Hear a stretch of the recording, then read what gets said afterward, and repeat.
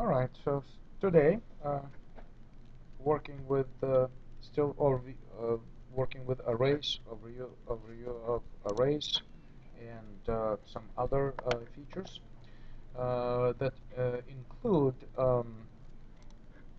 something we call an enhanced for loop, or the so-called um, I'm sorry, I'm actually opening. Let me open the presentation for a moment.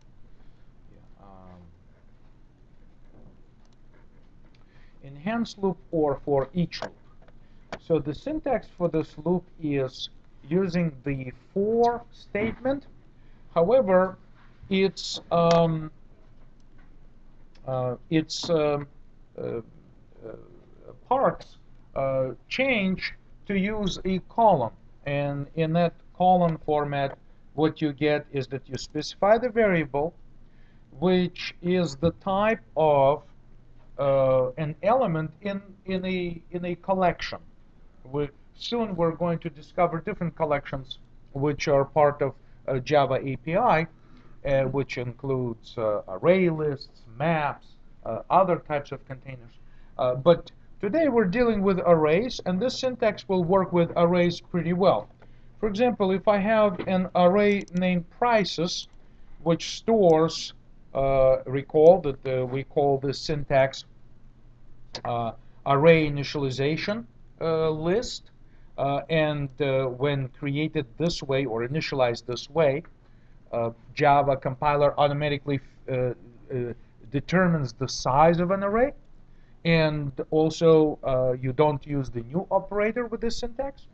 So you're creating array named prices, and the prices is an array of doubles.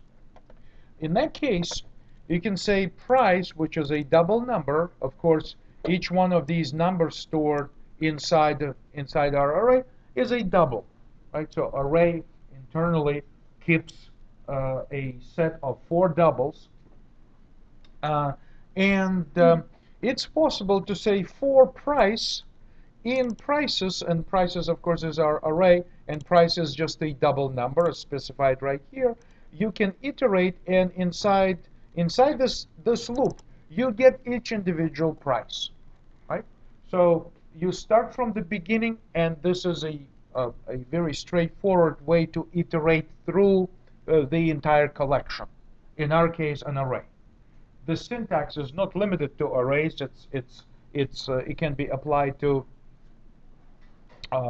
user-defined objects as well. But in fact, it was so effective for Java programmers that the latest C++ standard, C++ 2011, also adopted this loop style in their syntax. So very effective. So in this case, we're saying print line and print each price, and the output, of course, is the sequence of these numbers inside of our array. So just to let you know that this is enhanced for loop, or the so-called for each loop. In other programming languages, there's actually for each keyword that exists. In Java, it's still a for loop, but uses a slightly different syntax. So the data type, the identifier, and the data type, of course, need to be the data type of the collection or array that we're using. All right. So an example of using it to compute the sum and the average using this enhanced or for each type of loop is that suppose that we have a sum, and it's a sum of double numbers, and we have our array of prices, and then we can iterate through by using this enhanced loop. Can iterate through the entire array. Inside of the array, collect prices and add it to the sum, and then compute the average, obviously by figuring out how big the array is, and divide the sum by the length, and then get the result. seems pretty innocent, right?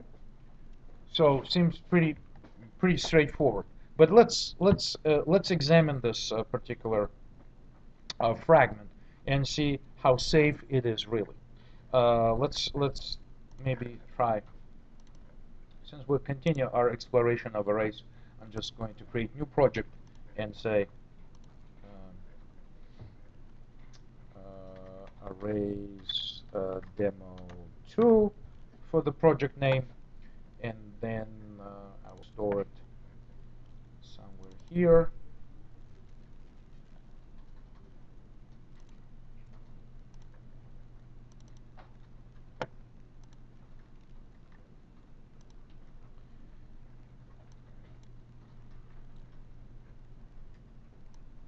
This will be my main app.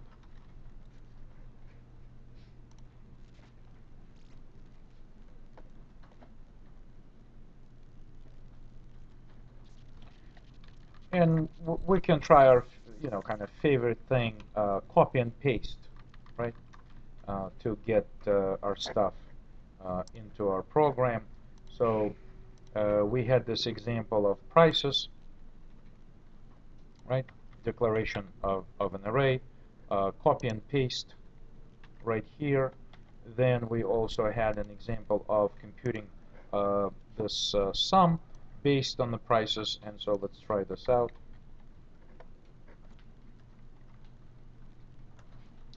And once you copy and paste, it's advisable that you remember that you can say source format.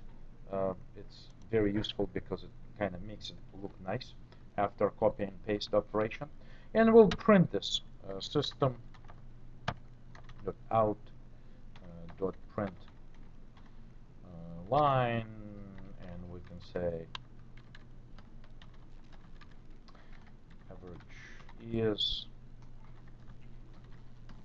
and print the result.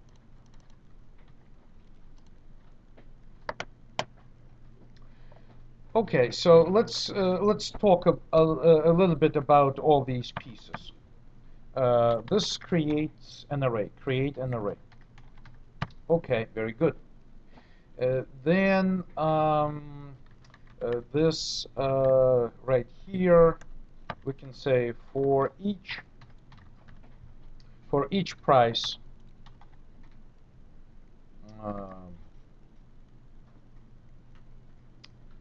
add to the total, right? And sum is the total here, and this is something that's called arithmetic assignment. This line does exactly the same as sum equals sum plus price. So those two statements are equivalent and do exactly the same thing. It's just that programmers in general consider to be this form to be somewhat more expressive because it's shorter. It's shorter, but expresses more than this longer version, which is longer but expresses less, because this one is using two operators, assignment operator and addition operator, where this one is using arithmetic assignment or assignment addition at once. So what happens is that when you see this form of arithmetic assignment, it could be a division or multiplication or subtraction, right? We just used addition here. This is the operator which takes sum and takes the price and adds them together and immediately stores the result in the left-hand side of the operator. So many of you may prefer this form because this is very natural or more natural than the previous one. But A lot of people prefer this one because the argument is that it's more expressive, and that's something that you should be used to and respect that opinion and perhaps use this coding in your own programs as well. So I will just comment this out. We'll keep the new syntax that we just talked about.